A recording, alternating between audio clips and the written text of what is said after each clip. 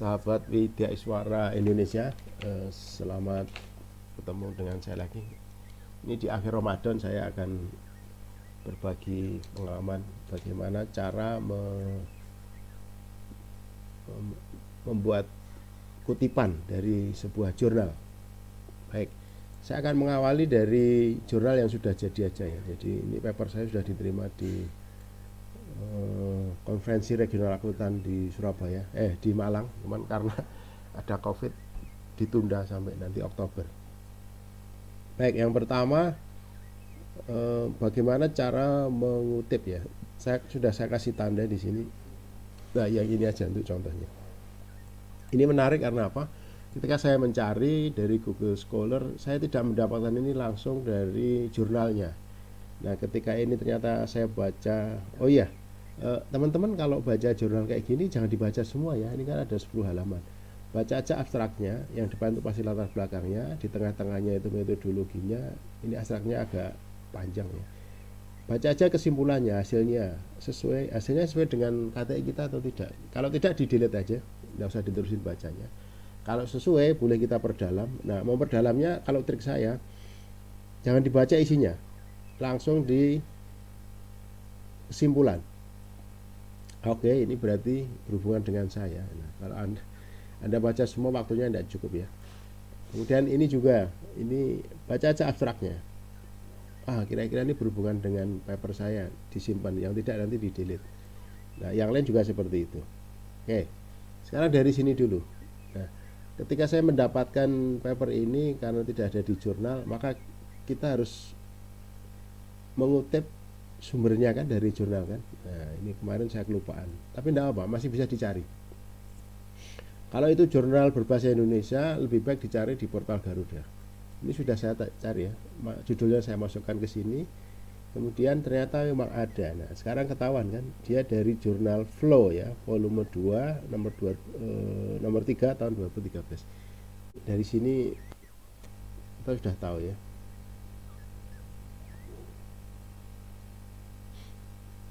Nah, di sini kan sudah tahu jurnalnya kan. Kalau mau lebih jelas lagi, oke, berarti ini jurnalnya. Nah, kita kembali ke sini ya. Kita kembali ke sini, kemudian kita kembali ke jurnalnya.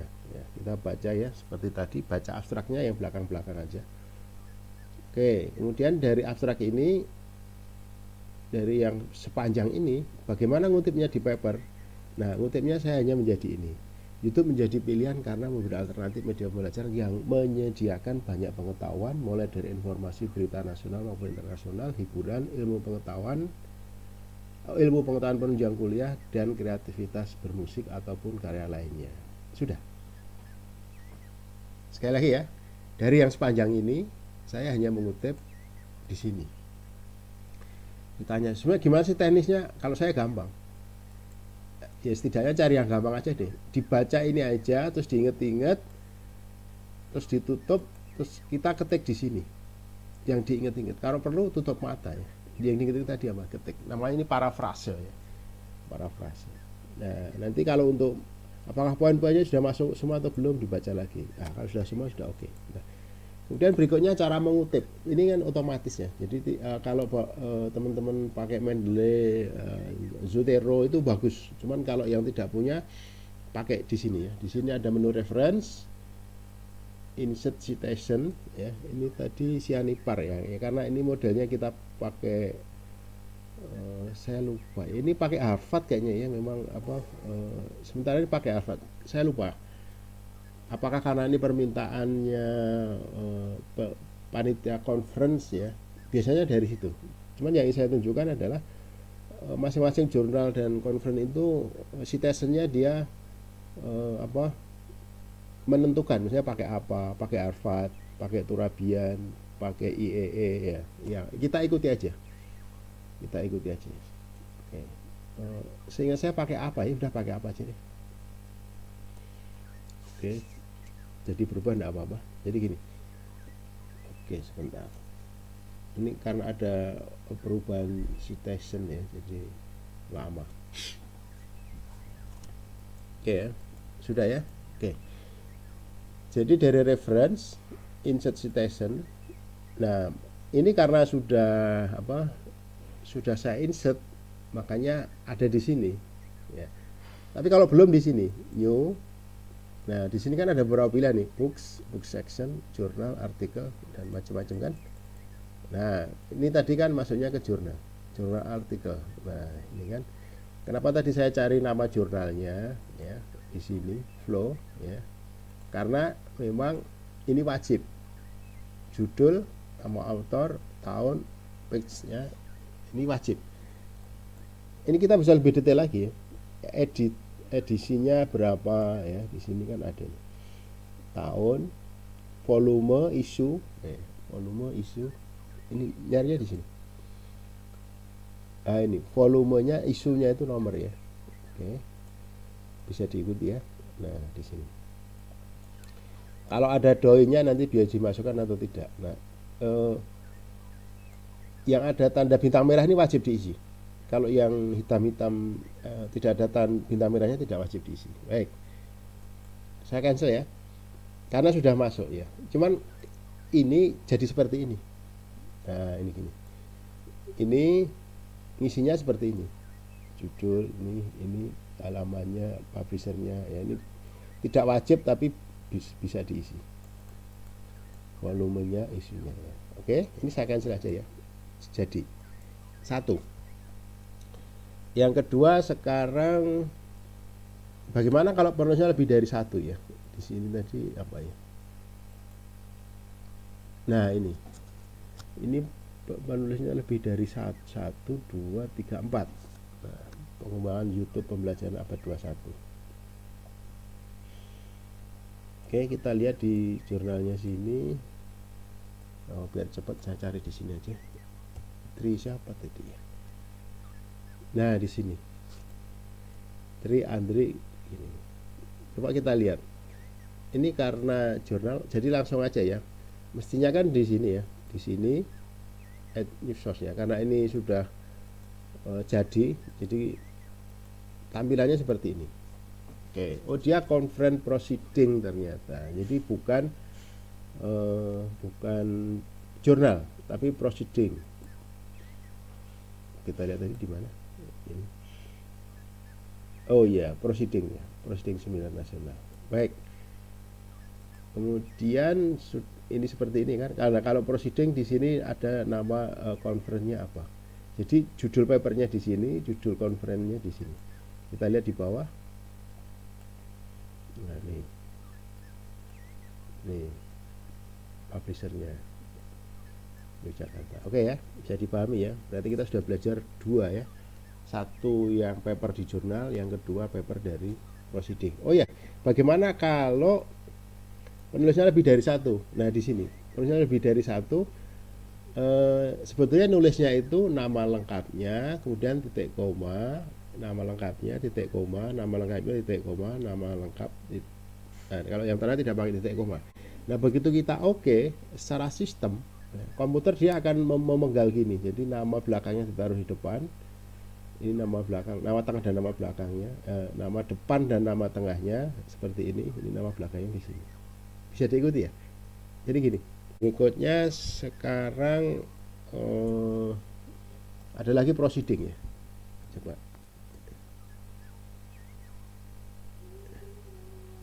Nah ini proceeding ya.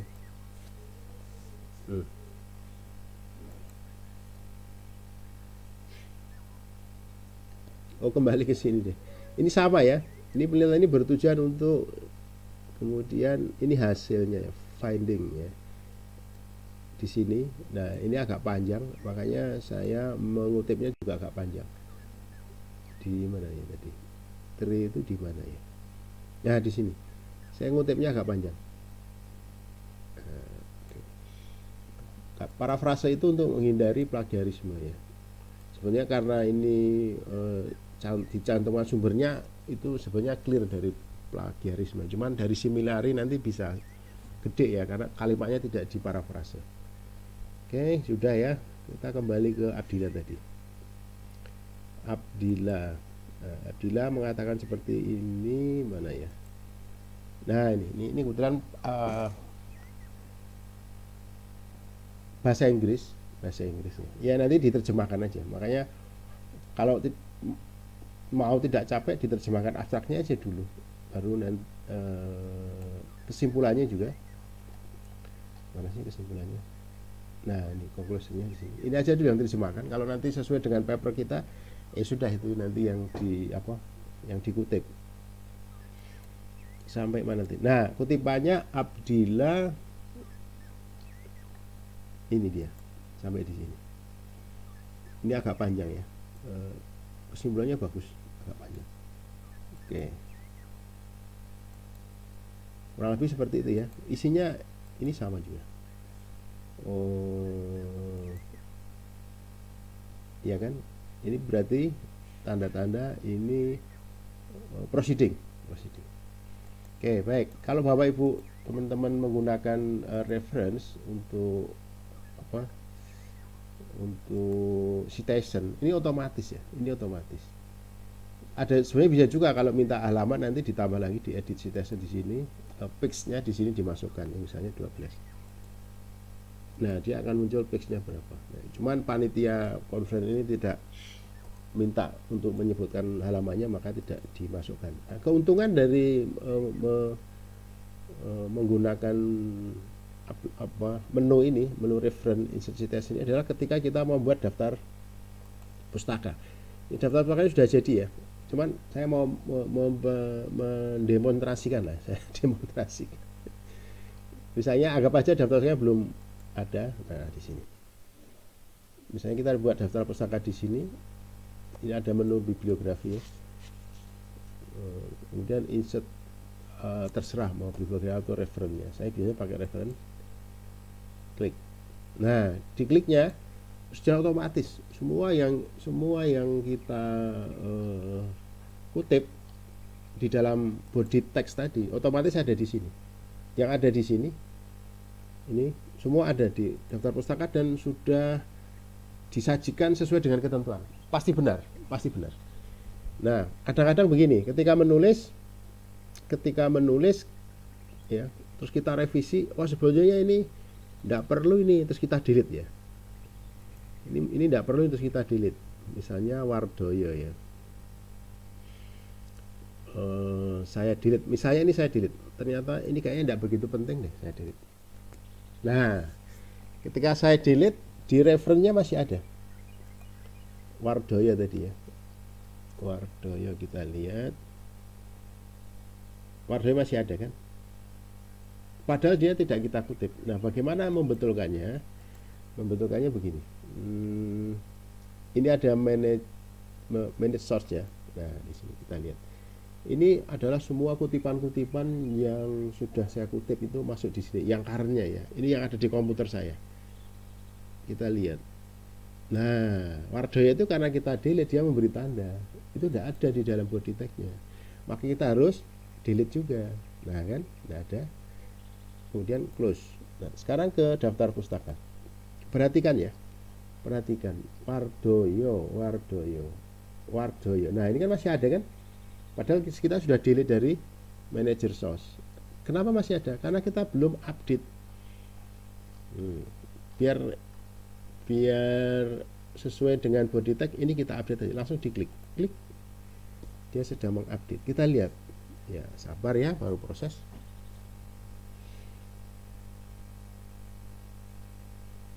Oke, ini agak banyak juga referensinya jadi lama. Wardoyo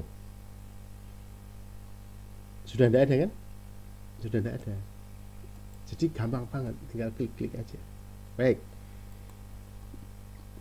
Kalau di sini masih ada ya, karena ini kan ada 2 tadi. Ini belum di update.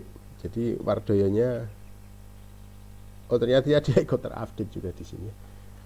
Iya, biar ini saya kembalikan ya, ini karena ini papernya nanti jadi bermasalah kalau Wardoyonya hilang ya. Oke, saya kembalikan, masih ada kan. Baik, sekarang gini.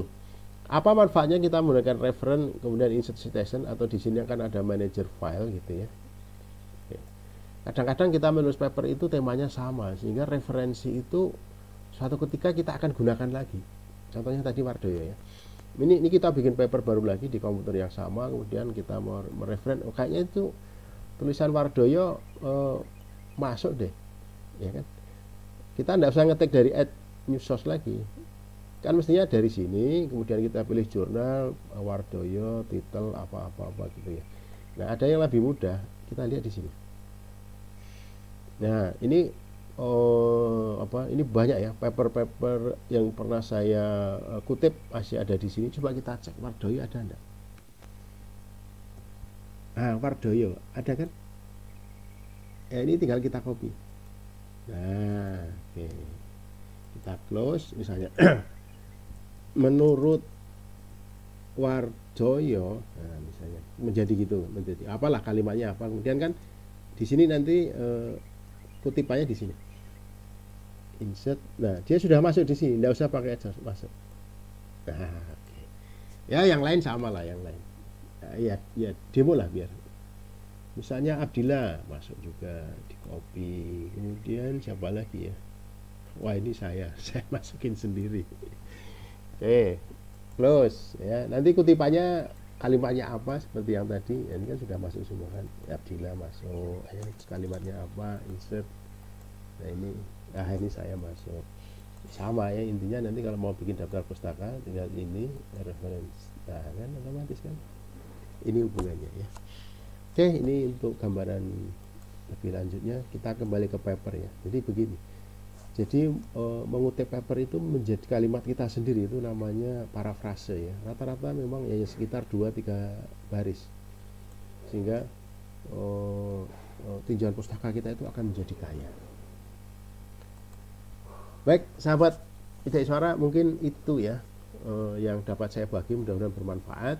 Nanti kalau ada pertanyaan silakan tulis di komen, akan saya buatkan jawaban pertanyaan Anda itu dalam bentuk video. Terima kasih, selamat berkarya, salam literasi.